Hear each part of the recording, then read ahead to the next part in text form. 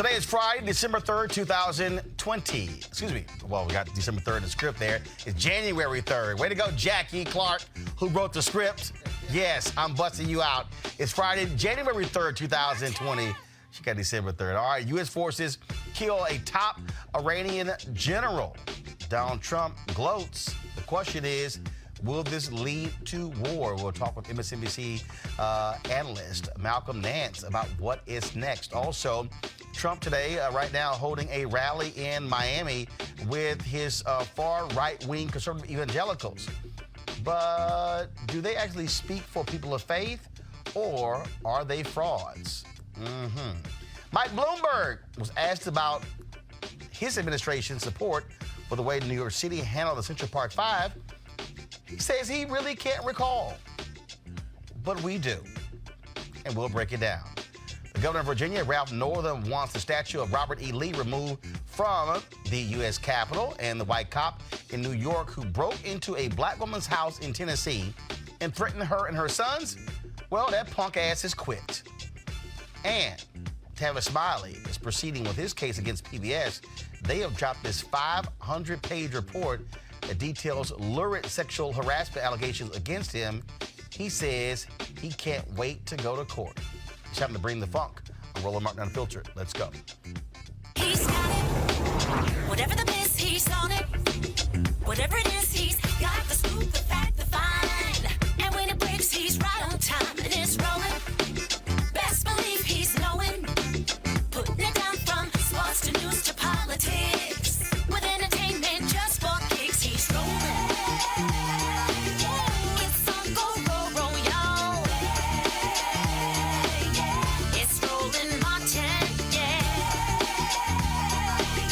rolling with Roland now. He's funk, he's fresh, he's real, the best, you know he's Roland Martin now.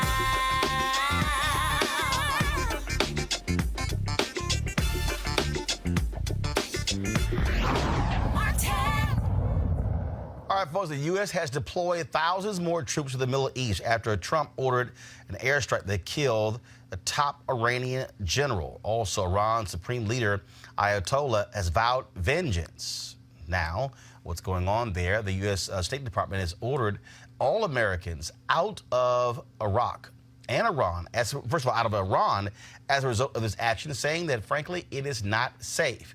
Now, what's interesting is that Donald Trump had lots to say when President Barack Obama was in the White House when it came to Iran.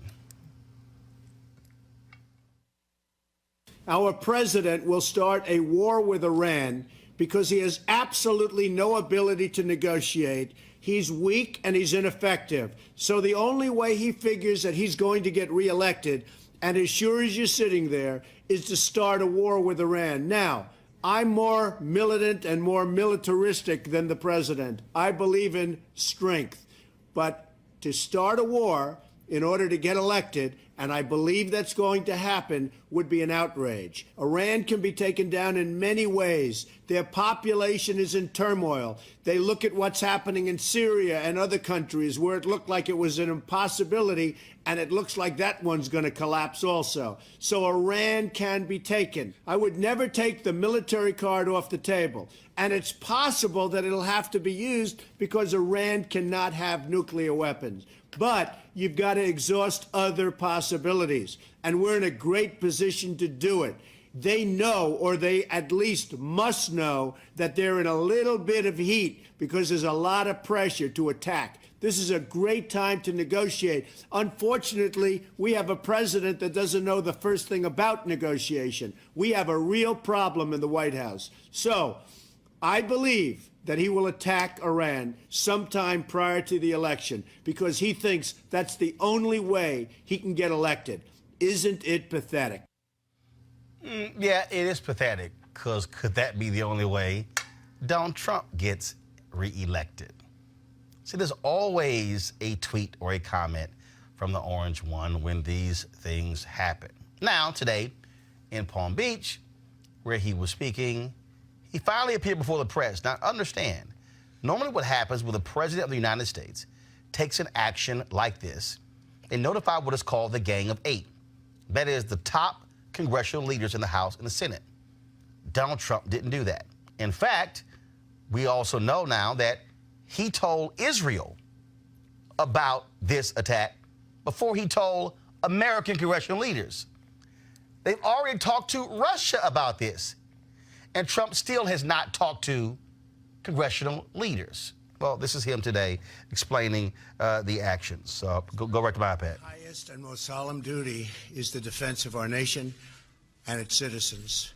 Last night, at my direction, the United States military successfully executed a flawless precision strike that killed the #1 terrorist anywhere in the world, Qasem Soleimani.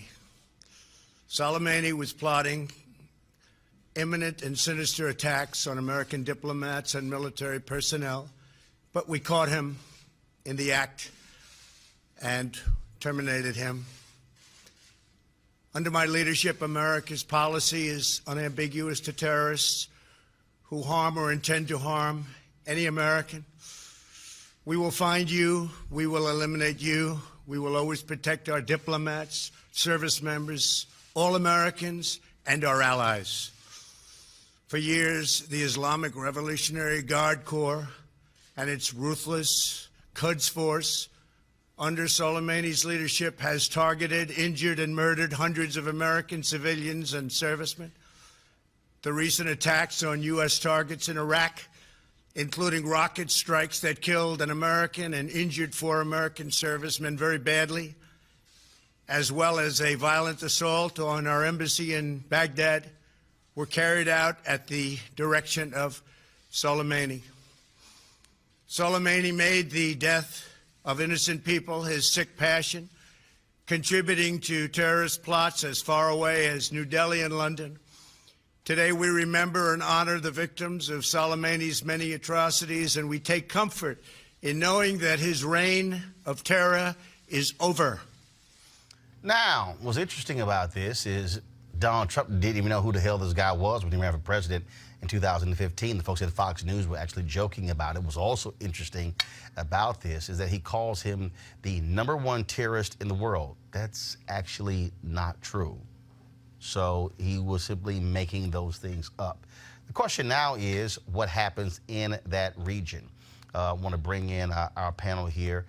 This is a huge, huge story because, again, it raises concerns among many Americans in terms of, are we now going to be entering into another war in the Middle East? Julian Boykin, he's with the Young Republicans of Southern Maryland. Dr. Nyambe Carter, Howard University Department of Political Science. Mustafa Santiago Ali, former senior advisor, environmental justice for the EPA. Dr. Carter, I'm going to start with you.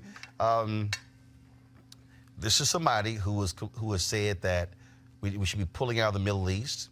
Supposedly, Jared Kushner is negotiating a Middle East peace plan.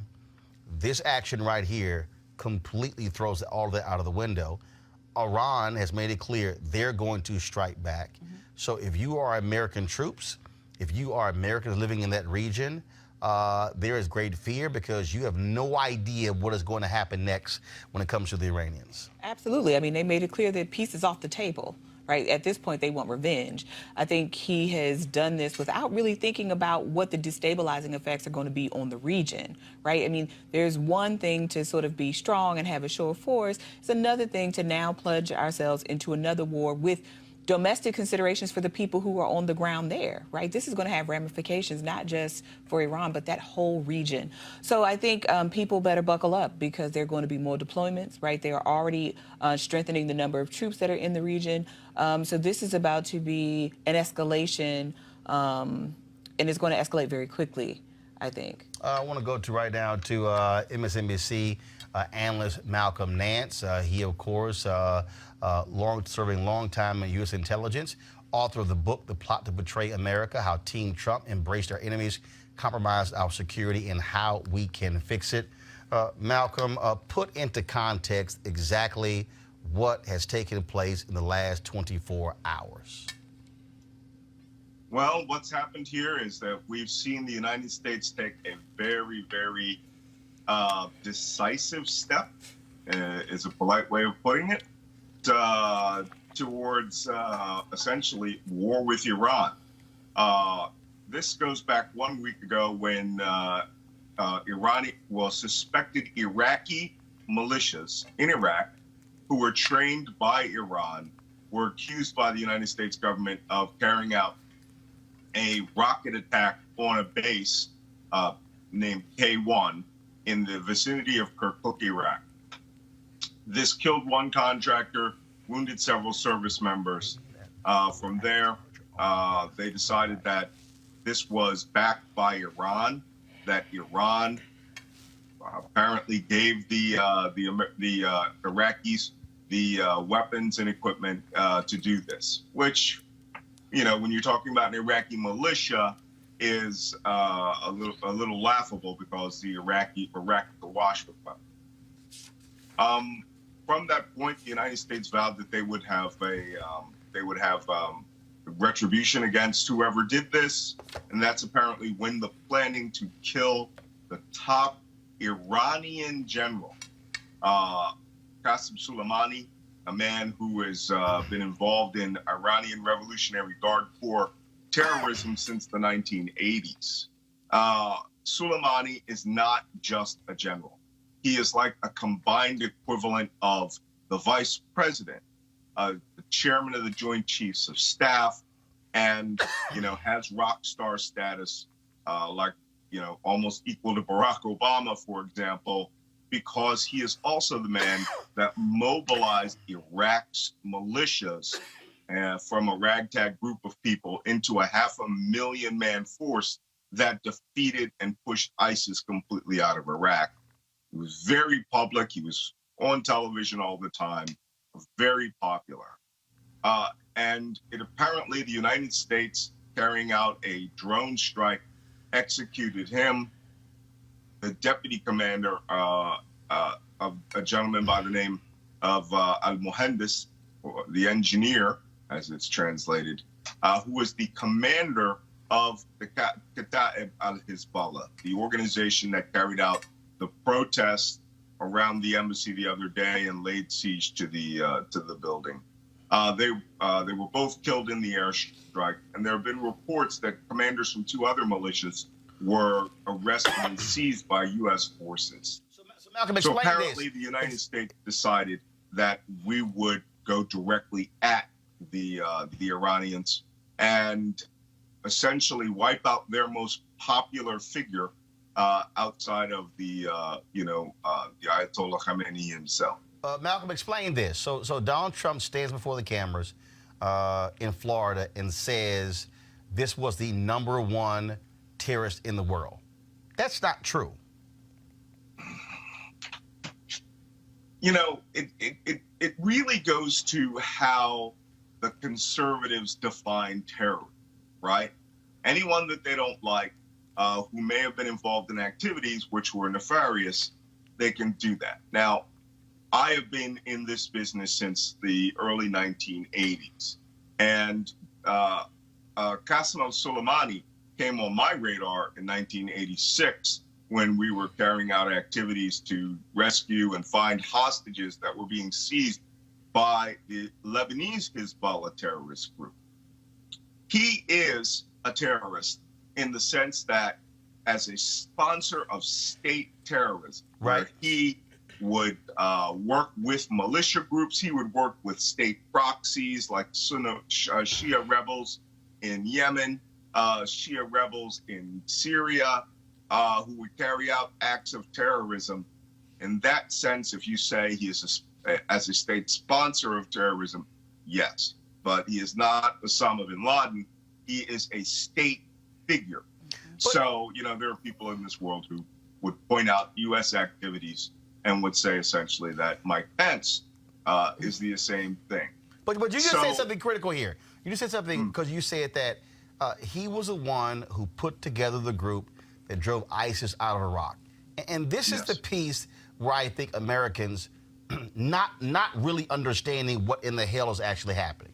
So here you have, again, in this country historically, Because first of all, if we want to go all the way back to Mossadegh in 53, where the Iranians, there was a time when the Iranians loved America, but when we helped what is basically British Petroleum, BP, today, overthrow Mossadegh, then Iran, and put the Shah of Iran, that's what changed everything. But what's interesting here is that what you're dealing with in this region is that you have, at one time, we loved Saddam because he hated Iran. Then we were down with Iran because they hated Iraq. Here you have an Iranian general who's driving ISIS out, and we're supposed to hate ISIS. And I think that's the piece that people don't understand. You have these different loyalties as that's happening there because different people have different interests based upon what what is happening in their country. Well, in this circumstance, you're absolutely right. But you would have to understand this is when Iraq was invaded by ISIS, where they came from northern Syria and then drove almost down to the top of Baghdad. Iraq was working almost principally by itself, and then with the air assistance of the United States. And this is where enters Soleimani. He runs the Revolutionary Guard Corps in Iran. They are a massive paramilitary force of, almost 500,000 men, scalable in wartime up to 2 to 3 million men. And the IRGC's mission in this case was to assist Iraq and whatever they need as Shia religious brothers, so to speak, right? They all come from the Shia faith. He came with weapons, equipment, organization, and literally organized this ragtag band of Iraqi militias that were essentially guys with guns and turned them into an army and had them fight side by side with the Iraqi army when they retook the city of Mosul and then drove the ISIS out in the northwest and the west. Soleimani worked in coordination with us because, of course, he was working with the militias. He was on the battlefield all the time. He was a very hands-on general, and he worked with these Iraqis to help them lose. I mean, they lost thousands of men, but they drove ISIS out of Iraq. So in that circumstance, we needed him. But that doesn't mean that he wasn't awash with blood all over his hand. I mean, Soleimani was a bad actor. He worked in Iran's interest. He did not work in our interest. And of course, after our mutual interest was ended, he went back on the hit list. Now, that doesn't mean that we should have struck him when we did, where we did, because what happens in this administration is they carry out acts without thinking about the consequences. They have no consequence management skills. And this could literally turn the Middle East aflame. And so Malcolm, so explain that for folks who are watching, because I think what you have is you've got Fox News over here, yay, Trump took him out, and then saying, well, these other presidents, they wouldn't do that. Well, there's a reason why a President Barack Obama or President Bush or President Clinton or other presidents would not target a top Iranian general, because they understand proportionality. Yeah. Because you have to not just say, well, if we take him out and his aides and a couple other people, and then everything is all done. No, you got to be thinking 10 steps ahead, that if we take him out, then what's the ripple effect? How does that now alter the course of history? That is the issue here that I think people have to understand. Well, certainly, you would imagine that any normal White House would have this gamed out using experts, using the State Department, diplomats, and they would try to understand what the secondary and tertiary effects of any of their decisions are. However, when you get a situation that's much, much similar to the George W. Bush decision to just go into Iraq and wipe that country out, Saddam Hussein and his leadership out, where they literally hid all of their operational planning away from diplomats, and literally, when I was in Iraq, said they didn't want any experts or anyone that could speak the language or understand the culture. So this is where you get disasters from. And what's happening here, Soleimani, although he deserved that missile, it's the secondary and tertiary effects and, quaternary effects as they come. Right now, the ball is in Iran's court.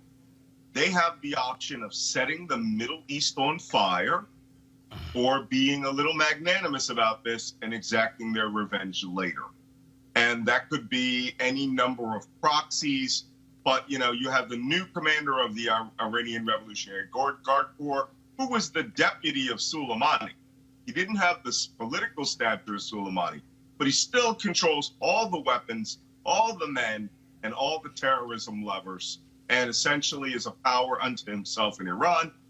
He has already sworn absolute revenge, and it will take place at a time of his choosing. And what should be the concern of Americans? Because I think when you hear people say, oh my goodness, there might be war with Iran, is that overstating this? Well, no, because that depends entirely on Iran. Now, as we've seen, proportionality has gone completely out the window with this administration. And it's almost as if they were looking for a fight. They're spoiling for a fight. You could move to a point where you could have a war that is direct, open confrontation with Iran, if Iran so chooses. And I have been active in operations against Iran since, Beirut in 1983, when they assisted in building, the bomb that killed 243 Marines. And I've been in direct combat with Iran, direct naval combat in 1988, and been bombarded by Iranian missiles by Iranian militias in Iraq.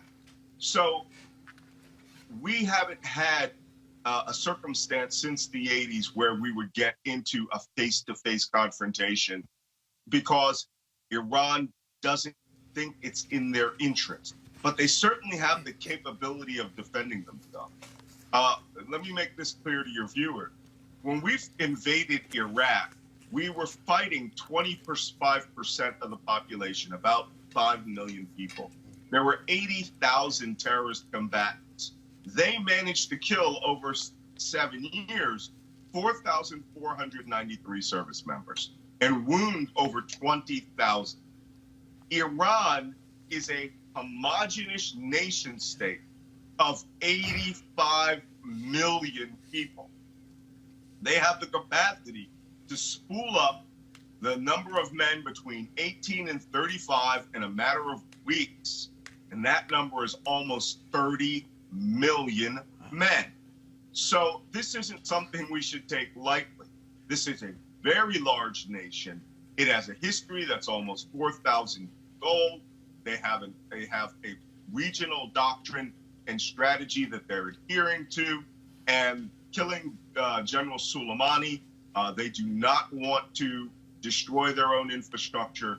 They will make sure that their revenge is exacted quietly, hopefully, and most likely the Iraqi Shia militiamen will carry out this revenge, not the Iranian army or the Iranian armed forces. Last question for you. How problematic is it that Donald Trump told Israel about this action before it happened, that we've already communicated with Russian leaders, yet he is still yet to tell the Gang of Eight, Republicans and Democrats? Talking with Senator Lindsey Graham and Matt Gaetz and some others, that's not the same as the congressional leadership. Look, Donald Trump does not care about the Constitution of the United States. He doesn't care about the organization of the government of the United States. Let's be frank. Donald Trump is an autocrat. He wants to be an autocrat. His best friends are an autocrat. He may as well just call himself, King Donald I, because he chooses to run this government like he is a monarch, like he's a king. And he doesn't seem to understand nor believe that all of the trappings around him, the very people that built the White House, John Adams, risked their lives to fight people like Donald Trump, to fight against this monarchical mindset. He does not care. And now that he's been impeached, he's starting to understand it's just a piece of paper, so long as he has the Republican Party in his back pocket. And at this point, that makes him dangerous, because he flaunts not just the norms of the presidency of the United States, he flaunts the norms of decent society. And to him, having a war with brown people on the other side of the world, to him is a win, because his people are inherently racist, and they take U.S. policy to carry out racist activity. We've seen this time and again, documented, confirmed behavior. So with that in mind, and the belief that he is unaccountable to the nation, he will carry out a war and do whatever he wants. And hopefully that Iran's retaliation isn't so severe that he starts thinking about applying the use of nuclear weapons, because he is an absolute monarch. He has the authority, so long as the target is not something crazy like France, he has the authority to target and use nuclear weapons as he sees fit, because the people of the United States, in their infinite wisdom, chose him as president. That's how the rules work. I know I had a final question for me, my panelists. You have any question for Malcolm? Anyone? All right, cool. Malcolm Nance, man, always a pleasure. Again, folks, you definitely want to get his book. It is called he's the author of The Plot to Betray America, How Team Trump Embraced Our Enemies, Compromised Our Security, and How We Can Fix It. Malcolm, thanks a lot. My pleasure. All right, go to our panel here. Dr. Carter, you were speaking before we had to go to Malcolm. I want to pull in Mustafa here. Look, presidents have taken actions to retaliate when Americans have been attacked. But to Malcolm's point, you better be thinking about the 5th and 6th and 7th, 8th and 9th and 10th steps. There's no evidence this administration can think beyond the first action. Yeah, I mean, it's reckless. It's reckless policies, dangerous policies. And it's interesting also, you've noticed that the generals who were part of the administration before, who may have been able to, quell some of this, to provide that advice and recommendations that's important to any leader to say, this is not the move to do, they're no longer there in that administration. No one has a voice to be able to help make change happen. And I appreciate what Malcolm was saying also by breaking this down for folks, because folks don't actually understand, the infrastructure that's there in the Middle East that will be damaged, that will be destroyed, and it will have repercussions here in this country. And also, since I come from a climate background, I understand when you start blowing up oil wells, how that will also impact the environment. There are so many things that will be connected to this set of, like I said before, reckless movements that will play out for generations to come. Julian, Speaker Nancy Pelosi issued this statement where she said, go to my iPad, please. American leaders' highest priority is to protect American lives and interests. We cannot put the lives of American service members, diplomats, and others further at risk by engaging in provocative and disproportionate actions. Tonight's airstrike risks provoking further dangerous escalation of violence. America and the world cannot afford to have tensions escalate to the point of no return. She then says the full Congress must be immediately briefed on this serious situation and on the next steps under consideration by the administration, including the significant escalation of the deployment of additional troops to the region. Fair or unfair? That's fair. I believe that, Nancy Pelosi, if she wants to be briefed, she should be briefed. No, not that she wants to be briefed. She's the Speaker of the House. She's part of that gang of 8. What I'm saying is, if she's saying, hey, I want to be briefed on how this decision was determined, who made it, what evidence do you have, I want to see it, then, the Trump administration, they should show that. Now, when they're going to show it, I don't know. I can't speak on that. But she's part of the 8. She should be entitled to that information. So I'm not saying she should not have privy to it. So she is entitled to the information. When she gets it, I don't know. I don't think Dr. Carter, they care. I think they have no intentions on doing that. And again, he pulls in Senator Lindsey Graham, who is not a part of the Republican leadership in the Senate. He's the chair of a committee. He's not the Speaker of the House. Excuse me. He's not the majority leader. He's not in the House Republican leadership conference or the caucus there. And so, again, to Malcolm's point, he doesn't care. Yeah. His whole deal is, I'm the president. I don't care what y'all think. I mean, the truth is, I mean, I think I think we were also quiet because what Malcolm lays out is the very real possibilities that are here. But he does have a responsibility if he's going to be committing troops, right? He has to go to Congress within the next 48 hours. But I think more than that, all of the people who could have been stopgaps between this moment yesterday, right, that happened over the last 25 hours, and where we may be headed, were all kept out of the process because he does not care about potentially de-escalating a situation, right? All he knows is respond. But as Malcolm rightly points out, this is going to have larger implications for that region that we're not even thinking about, not to mention the size of this potential skirmish, right? Osama bin Laden was a person who was acting kind of outside of the bounds of the state. But now this is where diplomacy was supposed to come in. We're dealing with another nation, not some rogue actors, right? Not some outside militia group. This was a military official, right? A government official. Right. So now we actually have a moment where we're going to have to contend with another government, right? And that's a very different situation than we were in with 9/11. But we should also look at the difference between this administration and the last administration. So if you look at the Iran nuclear deal, there were a number of other countries that were a part of that. Not just the United States. Exactly. Multiple nations. Yes. And with this administration, you know, they reached out to Israel, and I understand that conversation that happened, but to the best of our knowledge, there was no conversation with the United Kingdom. There was no conversation with France. There was no conversation with Germany, which were a part of that nuclear deal that President Trump decided to remove us from a couple of years ago in 2018.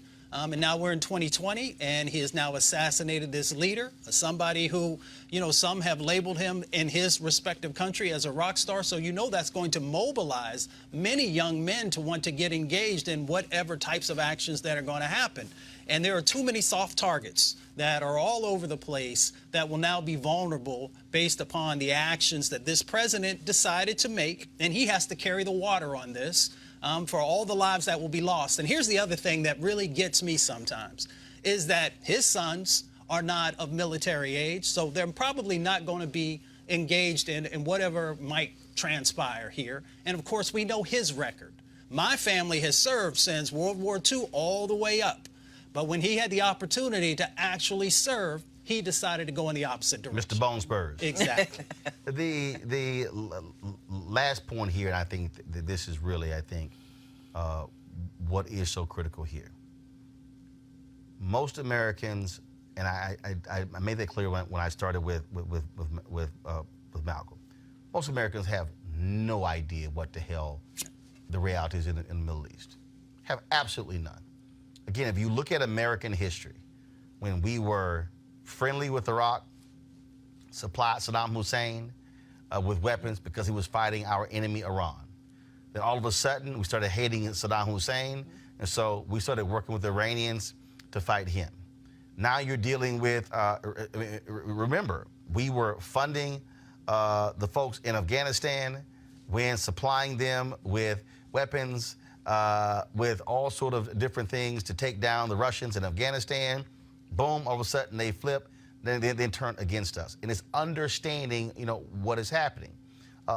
Look at Syria. We sit here, pull out of Syria to help the Turkish president, but then we screw the very people who were helping in Syria. That emboldens the Turks who hated the Turkish president hated the folks that we were working with. He wanted to take them out. The Syrian president wanted to take them out as well. You're sitting here saying, okay, whose side should we be on? And that's part of the problem here, is that on any given day, who might be your friend on Monday is your enemy on Tuesday. And they might be your friend again on Wednesday. It might flip back to being your enemy on Thursday, and then you friendly on Friday. And that's the fundamental problem we have here. And not only that, we are in Iraq as guests of the Iraqi government. If the Iraqi government says, y'all got to go, we can't say, the hell with you, we're going to stay. No, we got to go. And so all of those issues, I think, are brought to bear. And it was very interesting. So I was tweeting some stuff earlier, and Mark Davis is a conservative radio talk show host out of Dallas. And I had sent some tweets, targeting him, asking him some questions. And what I found to be interesting when I hit him, he goes, is the distrust, let me find the tweet. I thought it was pretty funny. When he asked the question about the distrust of Trump. And he essentially said, is the distrust of Trump this high? And I said point blank, Mark, I can't trust nothing this man says. Julian, I literally can't trust. I cannot trust the Trump administration when they say we took this action because of this. Because this is the same man who pissed on the exact same intelligence community when it came to Russia interfering with the election. So which is it? Oh, now I believe them, and no, I don't. Not only that, we've been given two different answers. We've been told the State Department and the Pentagon has given two different answers on what happened. State Department, there was an imminent threat. Pentagon, no, it was a response to what just took place. Okay, if it's both, say it's both. But don't give me two different answers to exactly why something took place. And again, that's the issue here. Normally, we are trusting the person occupying the Oval Office to make decisions in the best interest of Americans. I can't trust anything this man says. Nothing. I can't trust anything.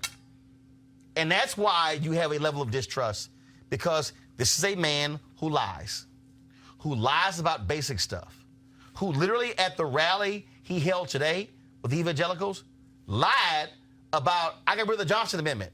No, you didn't. It's still law. You didn't get rid of it. That's a lie. And that's part of the issue here. You cannot trust what comes out of this man's mouth. And that's why anything he does, the motives are always questioned. Just a reality. Going to a break, we come back. We'll talk about the evangelicals, the conservative evangelicals meeting with Trump in Florida today. But it's very interesting because they love talking about evangelicals for Trump. Why don't you just go ahead and say white conservative evangelicals? Because certainly black folks don't feel the same way. Black evangelicals don't feel the same way about Trump as other folks do. Also, Tavis Smiley going to court against PBS after he was fired. They say because of sexual impropriety. He says, I can't wait for my day in court. That's next, Roland Martin Unfiltered. You want to check out Roland Martin Unfiltered? YouTube.com/Roland S. Martin. And subscribe to our YouTube channel. There's only one daily digital show out here that keeps it black and keep it real. It's Roland Martin Unfiltered. See that name right there? Roland Martin Unfiltered. Like, share, and subscribe to our YouTube channel. That's YouTube.com/Roland S. Martin. And don't forget to turn on your notifications so when we go live, you'll know it. All right, folks, as the marijuana momentum continues, the folks at marijuanastock.org have already reached more than half of their funding goal for the hemp CBD investment.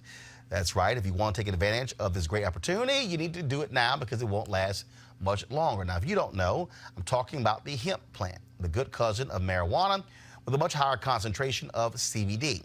That means hemp gives you all the medical benefits of marijuana without getting you high. Also, if you don't know, hemp farming is now legal in the U.S., creating one of the largest commodities worldwide. Now, it's an opportunity for you to invest, and that's where 420 Real Estate comes in. Their business model is very simple. They buy land that supports hemp CBD grow operations and lease it to licensed, high-paying tenants. They're hemp CBD landlords. You can get in on the action. Now, of course, what they're doing is allowing you to invest a minimum of $200 up to $10,000 in their crowdfunding campaign. That's right, $200 up to $10,000. Now, to invest, all you got to do is go to marijuanastock.org. It's marijuanastock.org. Then you'll see all the details. So you want to get in the game and get in the game now. All right, folks, today, Donald Trump held this big old rally with these white conservative evangelicals in Florida after Christianity Today wrote a scathing editorial saying it's time for him to get bounced because he's morally bankrupt. Now, he chose to have this rally there, and they were there praying for Donald Trump and all that sort of stuff along those lines. And you had folks like Tony Perkins, who's big-time white conservative evangelical, who's out there tweeting as well. And so he tweeted something that I, of course, took offense to, and I had to respond to him when he did. And so this is his tweet right here. Great turnout in Miami for the Evangelicals for Trump coalition launch. His strong record on life and religious liberty makes him a clear choice for evangelicals in 2020. Now, let me be real clear. He's not a clear choice for evangelicals in 2020. He's a clear choice for white conservative evangelicals in 2020. See, there's a difference. Because the reality is black evangelicals are not supporting Donald Trump. See, part of the problem with these white evangelicals that they have basically hijacked the name evangelical. They've even caused national media that when they have a discussion about evangelicals, they automatically go to these white conservative evangelicals, as if black folks and Latinos who are evangelical or Asians are not included in this same conversation. That, to me, is one of the fundamental problems that we have here. What's also interesting, just so y'all know, that these same white conservative evangelicals, they don't want to actually have a conversation with black folks, Latinos, and other white folks who are not in their same camp. Let me help you all out. When Reverend Dr. William Barber and the Poor People's Campaign went to Liberty, Virginia, where Liberty University is, founded by Reverend Jerry Falwell, now run by his son, Jerry Falwell Jr., who's an attorney, not a pastor. Jerry Falwell Jr. sent a letter out saying that if any person, if any individual with the Poor People's Campaign stepped foot on the campus of Liberty University, they were to be arrested. He ordered every student that no student or faculty at the university should even attend this event led by the Poor People's Campaign. What does that tell you about how these white conservative evangelicals think? Not only that, Reverend Barber, Reverend Jim Wallace, and others who call themselves progressive Christians have offered to debate these white conservative evangelicals. Folks like Jerry Falwell Jr. and Tony Perkins and Ralph Reed and Robert Jeffers and others. They've declined. What does that tell you, Mustafa, when you see what's going on here? Trump's hardcore base are these white conservative evangelicals who only care about two things: same-sex marriage and abortion. They don't give a damn about anything else. Those are the two most important things they care about, and that's why they also want these hardcore right-wing judges on the federal bench. As Franklin Graham said, they will be actually ruling on policy when I'm no longer here. Yeah, it's interesting. We look back at Scripture, and Judas sold out Jesus for 30 pieces of silver. If you think about that in today's times, how people are literally selling themselves out for a Supreme Court judgeship, or selling themselves out so that there can be these inhuman immigration policies, or even if you want to have the conversation around abortion rights and those types of things. That's the reason that folks don't want to actually have a real conversation, a debatable conversation, one, on Scripture, but two, on, if you say that you're a follower of Jesus, what the reflection of that should actually look like and should be. And, you know, that's the reason folks don't want to deal with Reverend Barber, because they know, one, he understands the book, but he also understands what humanity is actually supposed to look like. Julian, here's what's interesting. Go to my iPad, please. Poverty grew in almost half of Pennsylvania counties despite strong national economy. You will not hear these white conservative evangelicals talking about this here. They don't want anything to do with the Poor People's Campaign. They will stand there and talk about, how they love Jesus, but they love that Trump tax cut. They love deregulation, but you will not hear him. And what did Jesus talk more about in the Bible than anything else? Money, the poor. These folks don't give a damn about the poor. Who do black evangelicals follow? Black evangelicals actually, I believe, broaden the notion of what it means to be a person of faith.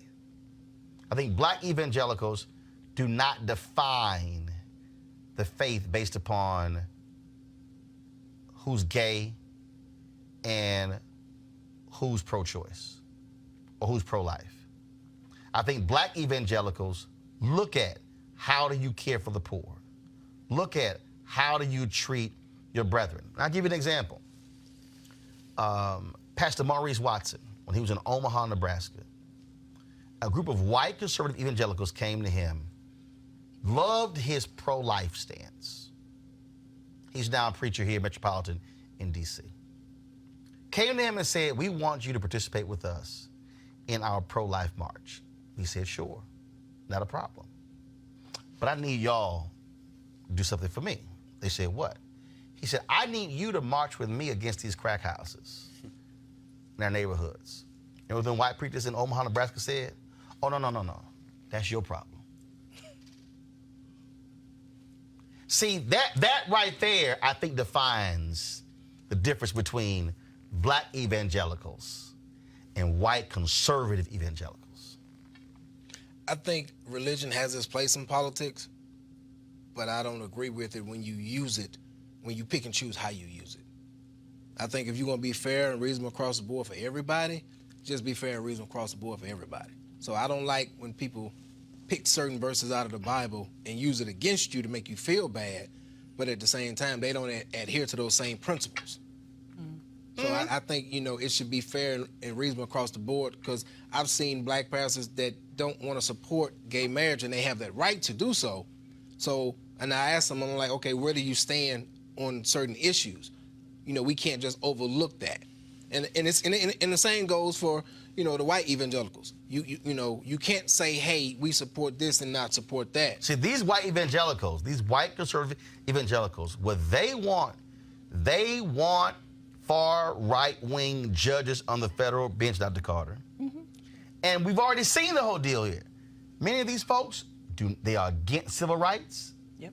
They support voter suppression. They rule for big business and against folk.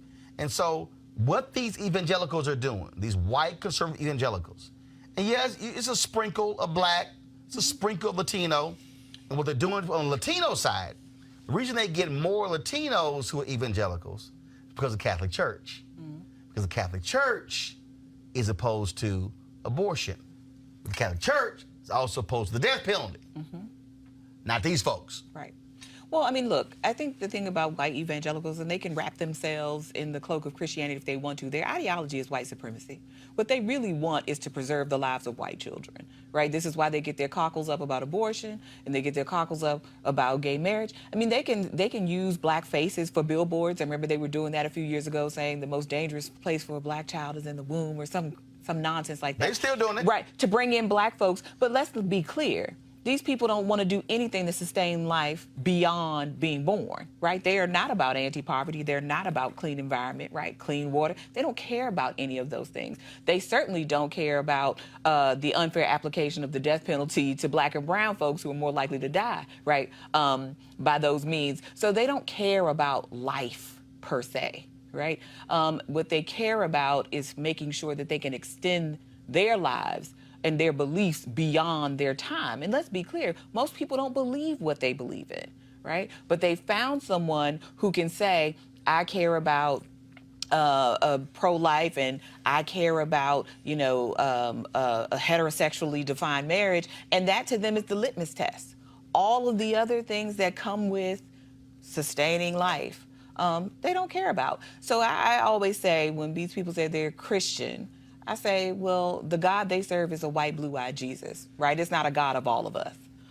In their minds, this world and the world that they want to leave behind is going to be the world that best produces white people and white children. And they are clear, I think, to me, from what they've said and in their deeds, right? That is what their main interest is. It's not about love. It's not about a more robust life, right? So that we can all live it abundantly. They don't care about those things. In fact, Mustafa, I remember this vividly because I remember talking about this when I was on CNN. And so Bob Riley was the governor of Alabama, Republican, white, conservative, evangelical. He said that this was back in 2003 or 4. He said that the tax code, actually 2006 or 7, the tax code in Alabama was grossly unfair to the poor. So in Alabama, they started taxing people beginning at $4,600. One of the lowest thresholds of any state in the country. He said this makes no sense. If you're making $4,600, he said you can't afford to be paying taxes. So he had this $1.2 billion tax package that was going to raise taxes on the wealthy and businesses and was going to cut taxes for poor families. What's interesting is that Chamber of Commerce supported the governor's proposal. In fact, what he also did was he used the Bible and what would Jesus do as a campaign theme. This person was interviewed. He said, I just don't think you can find a justification in the New Testament for taxing a family that makes $4,600 a year. He went all around the state proselytizing. What would Jesus do? It lost 65% at the ballot box. And those white evangelicals in Alabama, guess what? They voted with their pocketbooks against the poor and against this proposal. And that's what I keep trying to explain to people. Their faith is a buffet line. I'm going to take one of those, and I'm going to leave the rest. That's why I call them hypocrites, and that's why I call them out.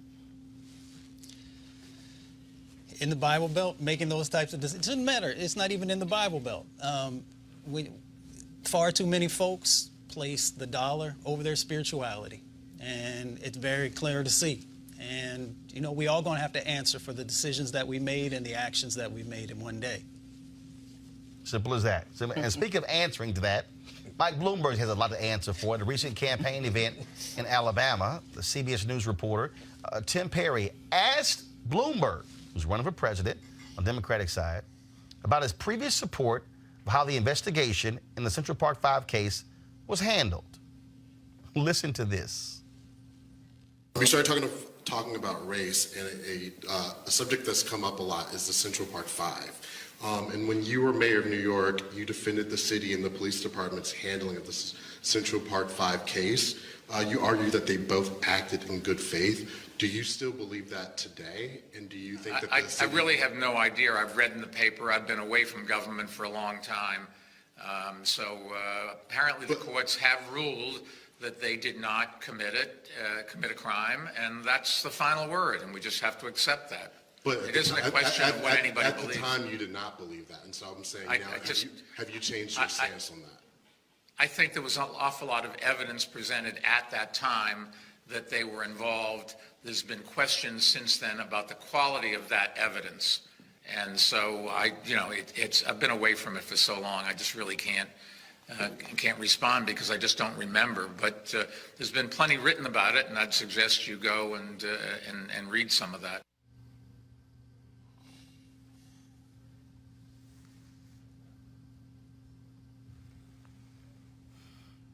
I have never lived in New York City. I am a native of Houston, Texas. But do you think for a second that I don't remember this case? Do you think that somehow over the course of time I've forgotten the Central Park 5 case? That's like asking somebody black who grew up during Jim Crow, did you forget the Scottsboro Boys? But let me also explain to you why Michael Bloomberg is an absolute fraud with that answer. Because Mike Bloomberg, as mayor, opposed, let me say this loudly and clearly, Mike Bloomberg, as mayor, opposed a settlement for those young men. The only reason there was a settlement was because de Blasio was elected mayor. Mike Bloomberg is lying.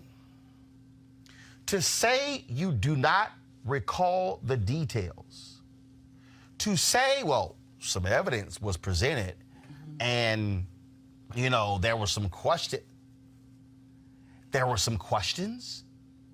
and then to say, well, we just have to accept the court's. Really? It was renewed as a result of the Ava DuVernay film on Netflix? So, Mike Bloomberg, are you telling us you were completely out of the loop on this one? Mustafa, I said this, the apology that he gave at Pastor A.R. Bernard's church on Stop and Frisk was BS.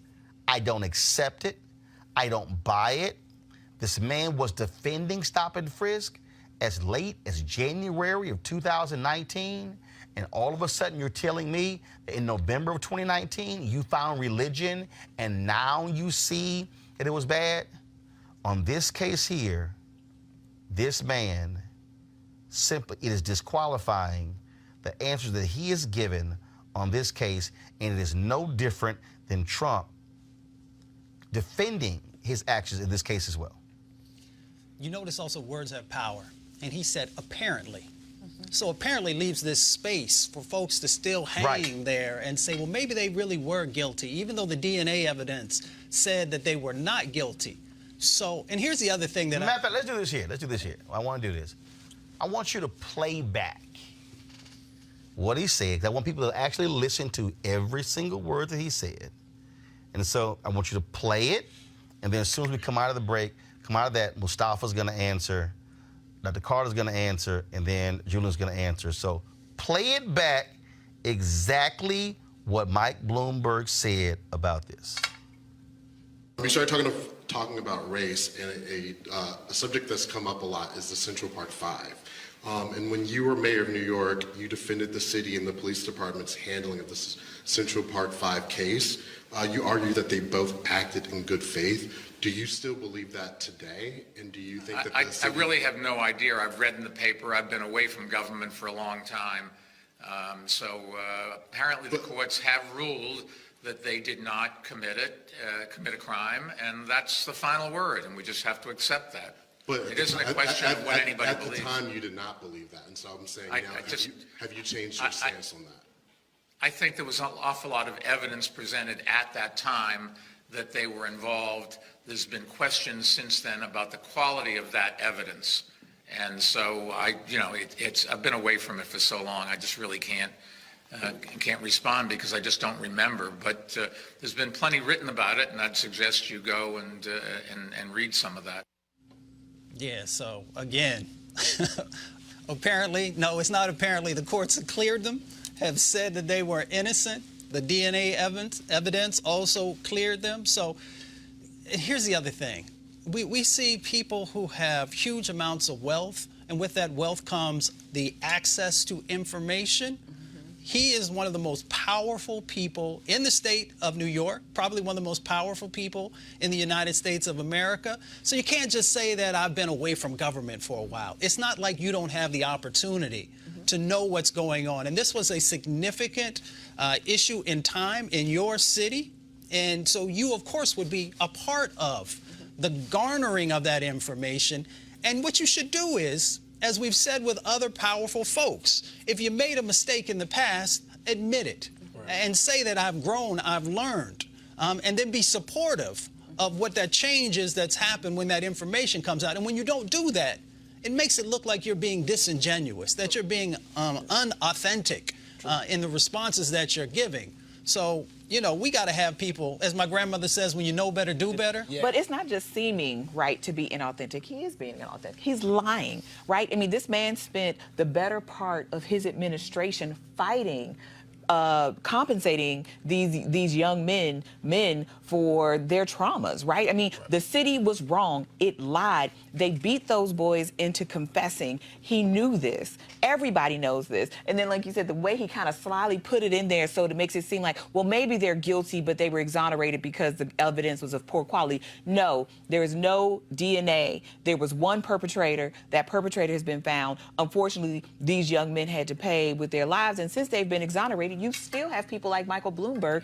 and Donald Trump who want to say these young men, and at the time boys, were guilty. They're not guilty. They didn't do it. Full stop, right? And Michael Bloomberg spent $6 million of the city's money fighting, compensating these young men for what they went through. And if you ask me, him sitting here saying he can't recall should be the thing that we say, well, then you shouldn't be president. Because if you, at 77, when you were the mayor of that city for what, about 10 years, and you spent a huge time fighting the people of the city of New York, fighting these young men as citizens, right, of that space who have been so brutally treated by the criminal system, by your police department, everything on down, that you can't remember that, then you're clearly not with it. You're not ready for this job. This is not the experience for you. And Julian, here's a timeline.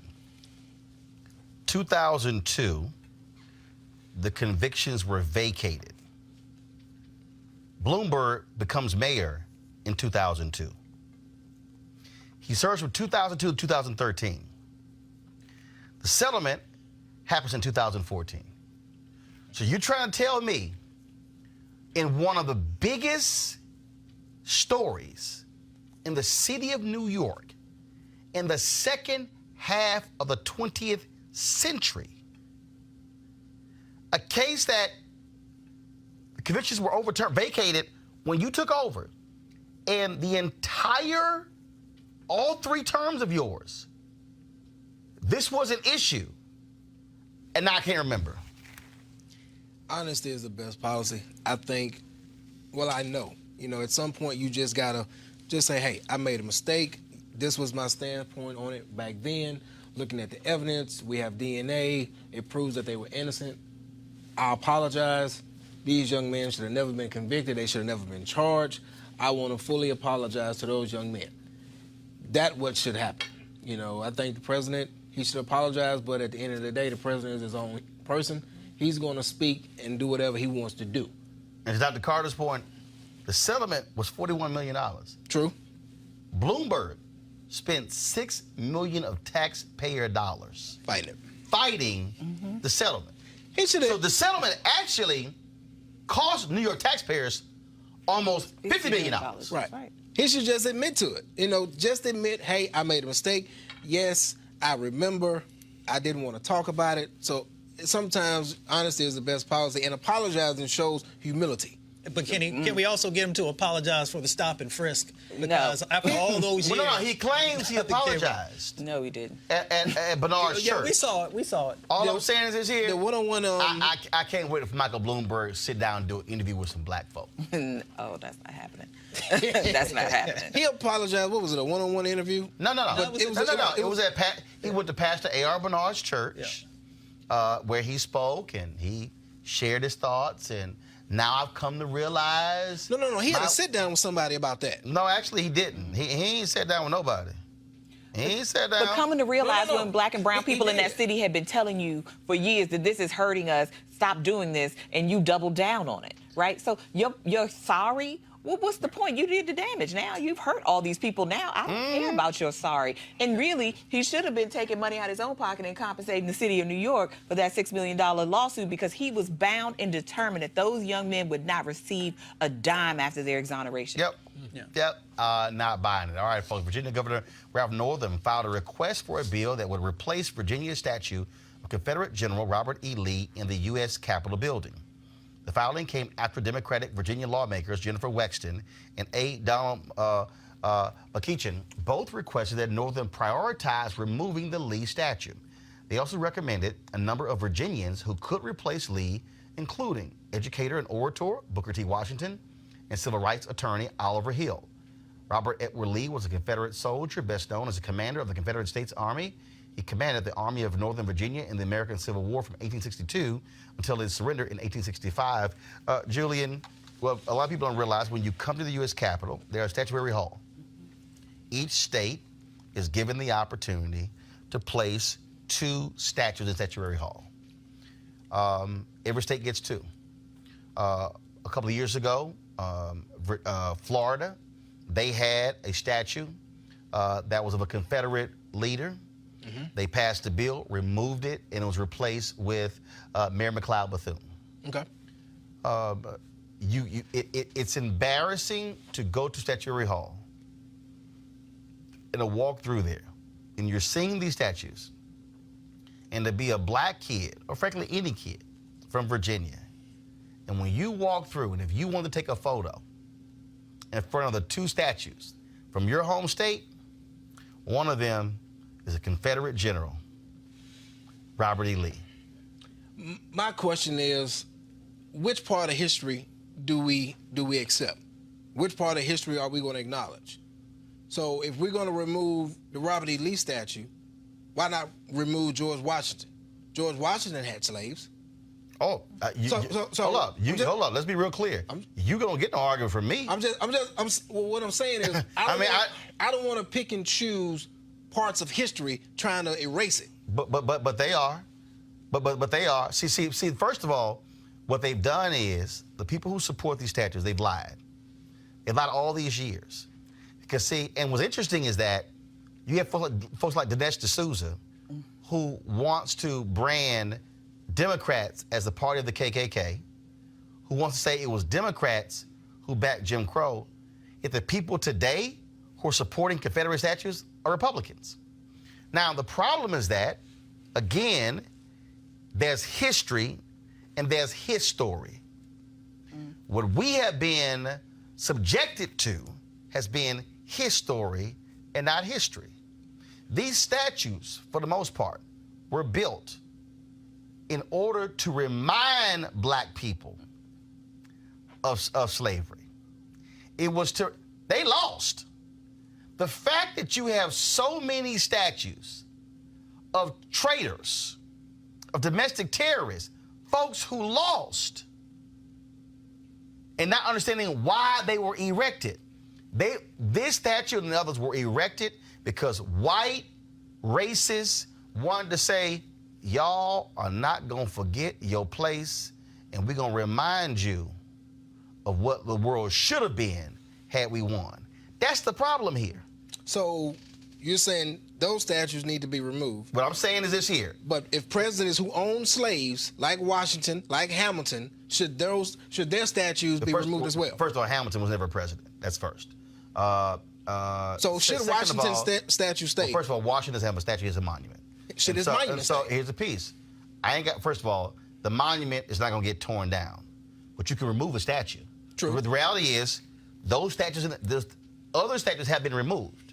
States get to vote on removing statues. Dr. Carter, I'm supportive of this. And I ain't forgot Northern. I ain't forgot your black face. Right. Don't think for a second that I forgot your black face. Right. But the bottom line is, this needs to go. Well, this is a place of honor, right? This is where each state gets to send who they think are the best representatives of that state. Virginia chose in the 20th century, right? They didn't pick this in the 19th century. They chose this in, I think, like the early part of the 20th century, Robert E. Lee as the best representation of Virginia, right? Because they thought a Confederate loser, right, and a secessionist and a slave owner and all the other things was the best representative that their state had. They still honor him every year. Absolutely they do. I mean, they have a number of streets named after Confederates. I mean, like, Virginia is all in on Jefferson Davis Highway, Absolutely. the greatest domestic terrorist in U.S. history. They still do it. And so I think, you know, if we're talking about symbols and how things matter, yes, it does matter that Virginia is still upholding Robert E. Lee as a best representative of what their state has to offer. When, if you think about it, right, he's the person that lost. And he's a traitor to his country, right? And he's all these other things that we can say. I don't know many other places that have statues to losers. Well, let me give you one. So when I used to visit my grandmother in Clarksburg, West Virginia, there is in the center of town a statue of Stonewall Jackson, who fought for the Confederacy. Absolutely. He was born in West Virginia, but West Virginia went with the North, so they fought for the Union, as everybody here knows, and hopefully all the viewers do. And yet, I remember that was one of the areas where there was at least a handful of black folks. So when you go in northern West Virginia, there's only a couple of cities that got a handful of black folks. And to actually have that as the symbol there says something about the change that needs to happen. And there it is. Well, this is the statue. So when you come to the United States Capitol and you walk in that hall and you see all of these statues representing each state of the Union, this is one of the two that represents the state of Virginia. And I say, yeah, remove it, put the damn thing in a museum somewhere, but that should not be representative of the state of Virginia. And if you are a black kid in Virginia, there's no way in hell, when I go to the U.S. Capitol, I want to be able to say, oh, two of the best that we can send was this Confederate general who was a vicious, nasty slaveholder. And that's what he was. Ain't gonna be rewriting the history, folks. That's called history, not his story. All right, folks, let's go to our other story here, and that is a New York police officer, Michael Reynolds, who was sentenced last month in Tennessee for a racist tirade and break-in the home of an African-American family, has resigned from the force. Now, calls for his firing, of course, yeah, he's white, have grown since he was sentenced December 6th in the rampage at the Nashville home in 2018. Online petition drew 12,000 signatures. Now, Reynolds pleaded no contest to charges of aggravated criminal trespassing and assault. He broke into the home near the Airbnb where he was staying, yelling racist slurs and threats at Conice Halliburton and her 4 sons. Halliburton's youngest sons were reportedly 8 and 11 at the time. Guys, he was only sentenced to 15 days in jail and 3 years of probation. This is the call here. Go ahead and play it.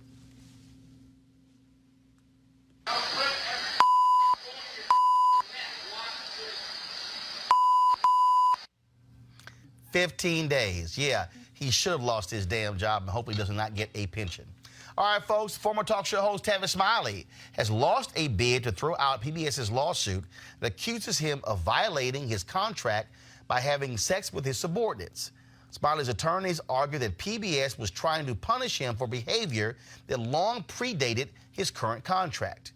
But in a ruling on Thursday, D.C. Superior Court Judge Yvonne Williams disagreed, finding that PBS had also claimed more recent misconduct.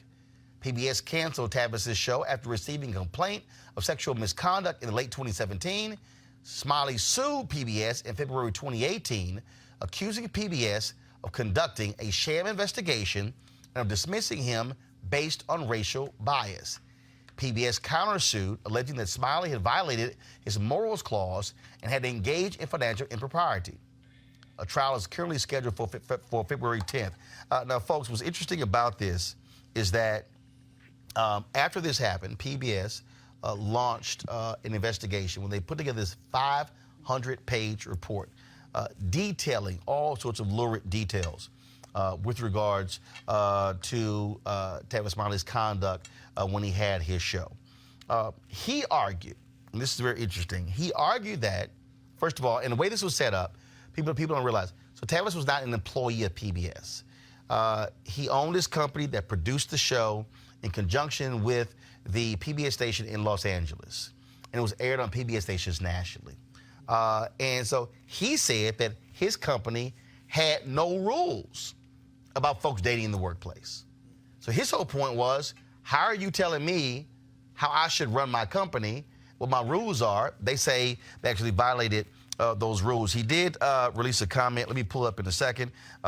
His representatives sent me an email. Let me pull it up. Howard Bragman, who is an attorney, publicist there, he did comment. I'm gonna pull this up in a second, but just what are your thoughts again on this lawsuit and Tavis taking it further, and now this 500-page report is going to be entered into the public record. Well, this might have been one of those moments where you cut your losses, only because if half of what we've been able to read so far is true, it doesn't look good. And even if these relationships were consensual, as Tavis Smiley is alleging, I think it's hard to toe that line when you are the boss. True. Your HR and everything else in that company, right? So if I have a problem with you, say the relationship fails, or say it doesn't work out, who do I go to, right? There's nobody to talk to about retaliation. I think it's just bad business, right? In addition to the sexual harassment stuff, which I think is separate from his conduct as a business owner, right? Because if you are my subordinate, how much consent is there really, right? If you work for me, do you really have the right to say no? And is that yes a real yes? I think this is why companies and businesses have policies against having an owner or someone who's a superior date a subordinate, because that consent piece gets really murky and really tricky, and that's across industries. It's not just television.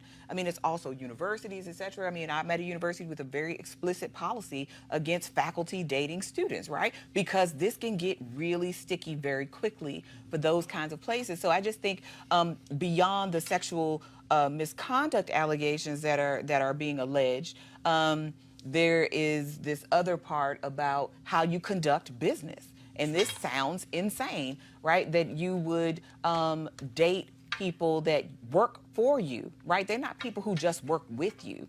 They're people who work for you, and whether those people were really giving a real consent. It's not saying it's rape, right? I think there's a lot of real estate between coercion and rape. But I think the fact that you have relationships, ongoing sexual relationships in the workplace with people who work with you, saying that it's consensual doesn't really hold water when you are the head honcho, right? When you are the person that gets to make all the shots. Shafa.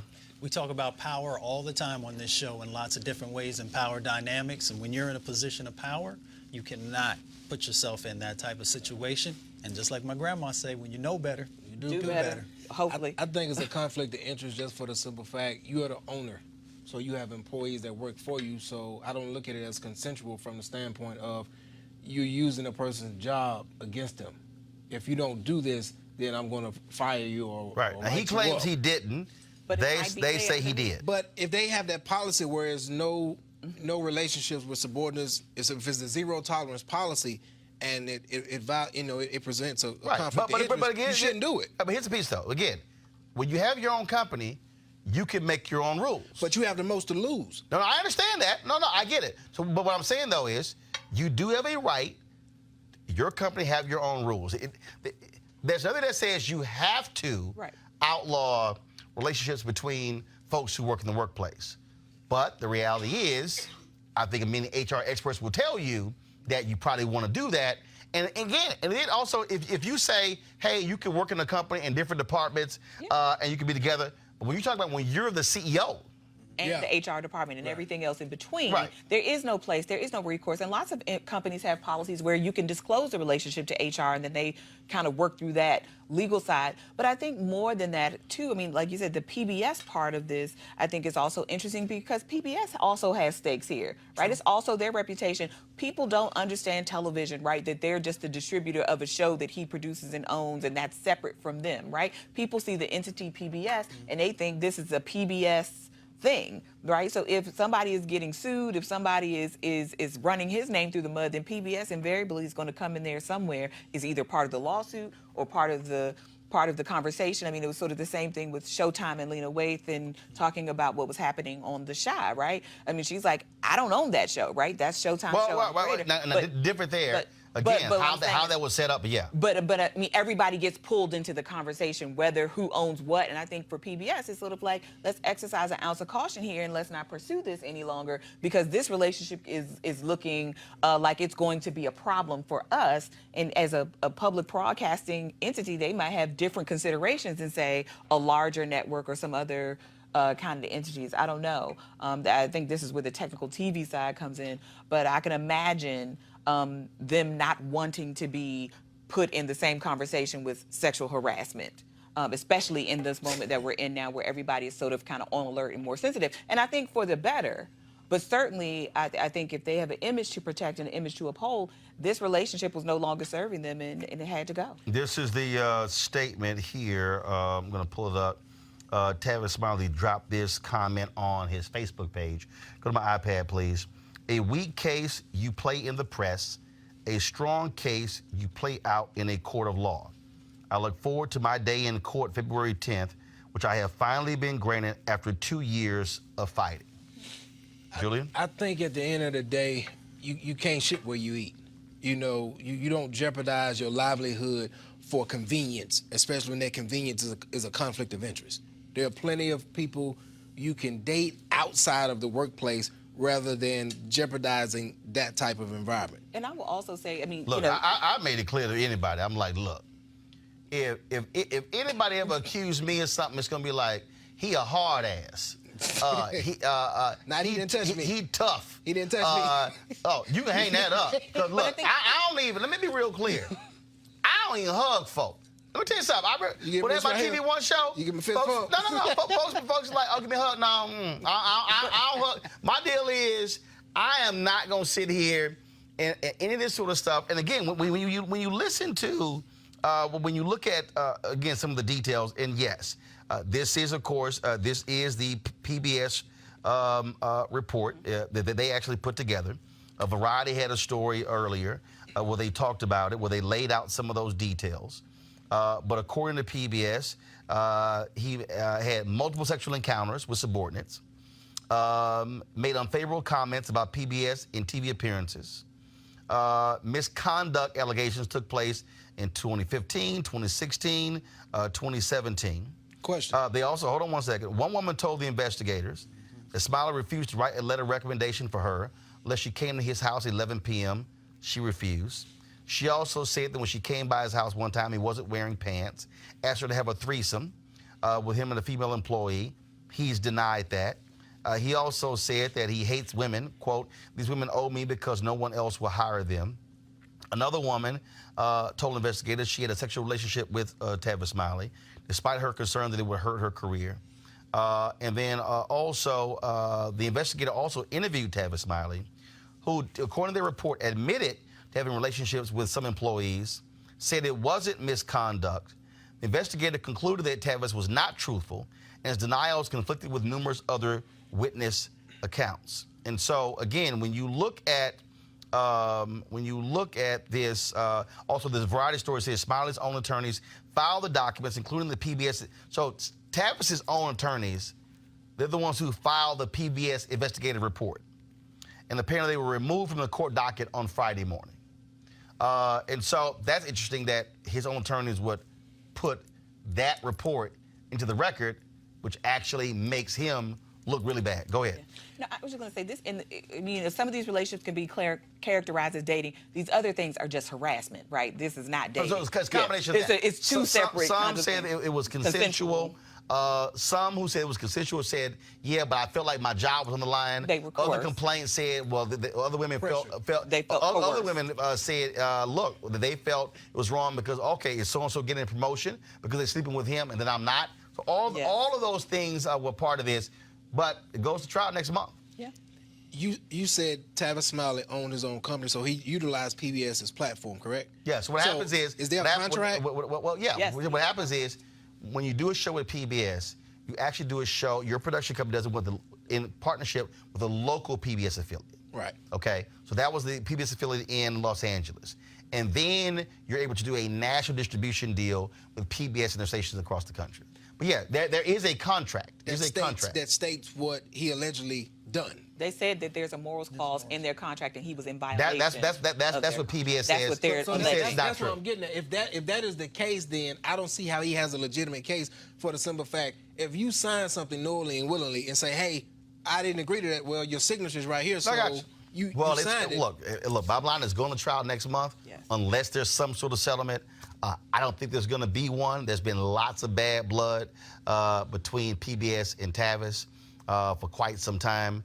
And remember, after he lost his gig, he announced that he was supposed to be doing these shows with the Word Network and was launching a digital show. None of that ever came to pass as well.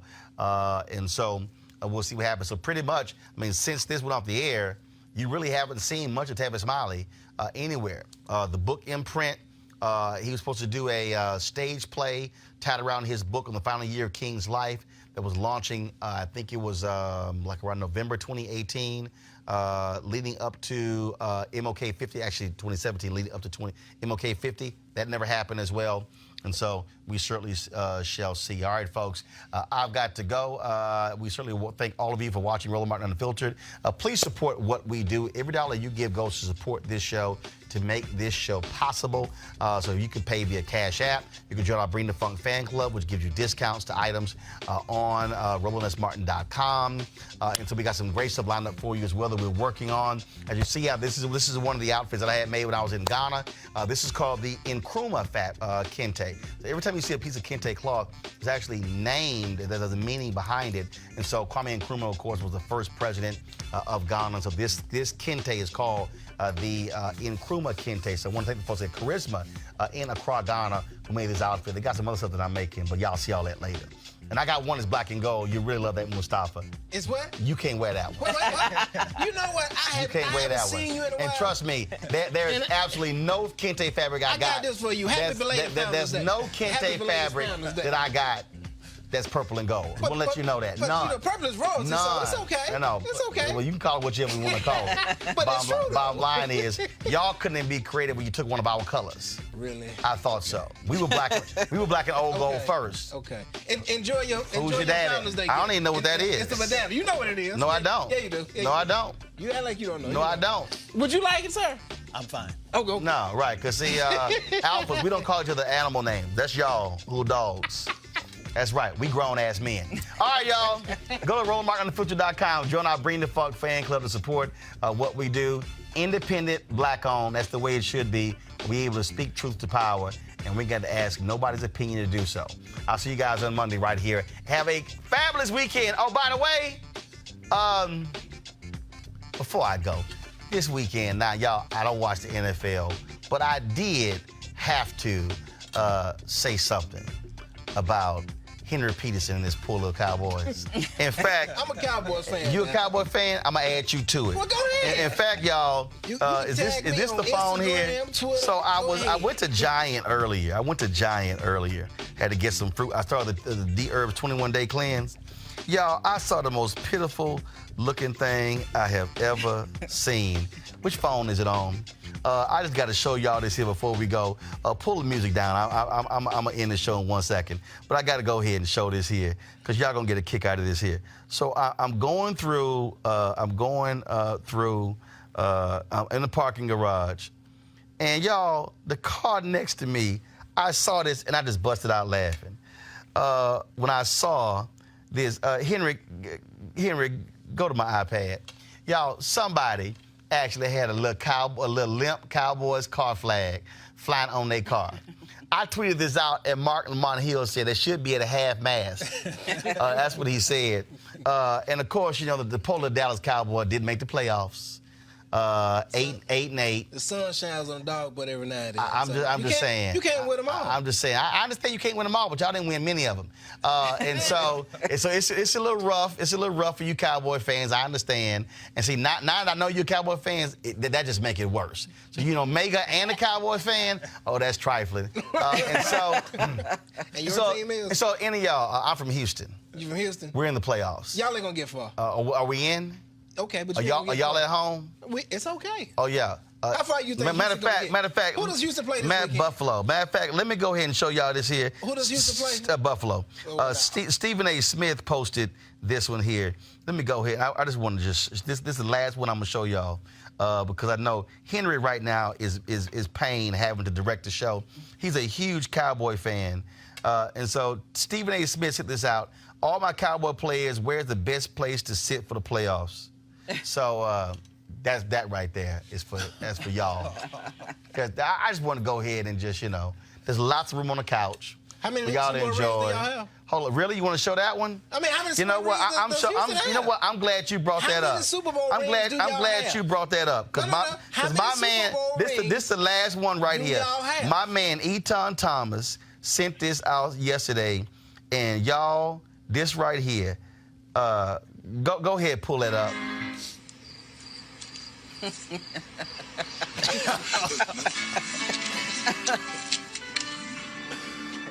Nights like this, I'll be raindrop Nights like this, I can't write the You opened it up, bro. You should have opened it up. nights like this, I wish raindrop would fall.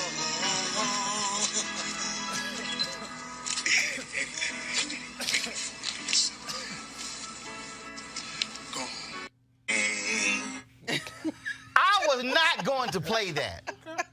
But the moment you brought up your Super Bowl that took place before my nieces were born, that was just so. Eton Thomas, I appreciate you tweeting that out there. But Julian, and just so y'all know, when I was playing, Julian was like, "Damn, that was." He said that was a good one right there. That was a good one. Yes. That was a good one. All right, y'all. As we always end every Friday, of course, showing the folks who contribute to Roland Martin Unfiltered. We want to thank all of you, including you Cowboy fans out there. We surely appreciate it. Thanks a lot. I'll see you guys on Monday. Holla!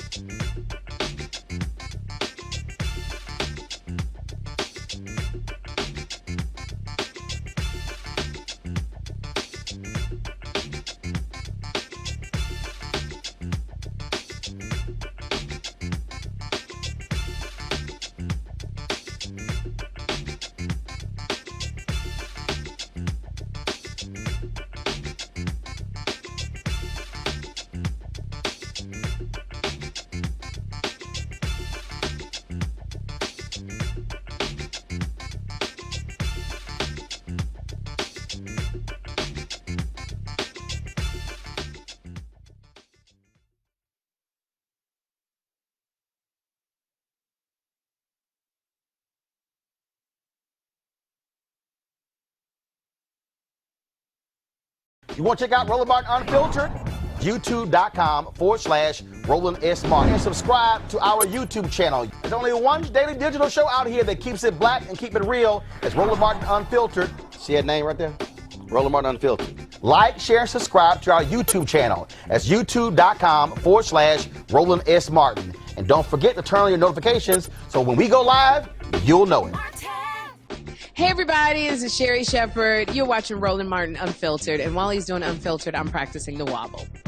Yes, I am. Because Roland Martin's the one, he will do it backwards, he will do it on the side. He messes everybody up when he gets into the wobble, because he doesn't know how to do it, so he does it backwards. And it just messes me up every single time. So I'm working on it. I got it. You got Roland Martin. Hi, my name is LaToya Luckett, and you're watching Roland Martin Unfiltered. What's going on, everybody? It's your boy Mac Wiles, and you are watching Roland Martin Unfiltered. What's up, y'all? It's Ryan Destiny, and you're watching Roland Martin Unfiltered. What up, Lana Well, and you are watching Roland Martin Unfiltered.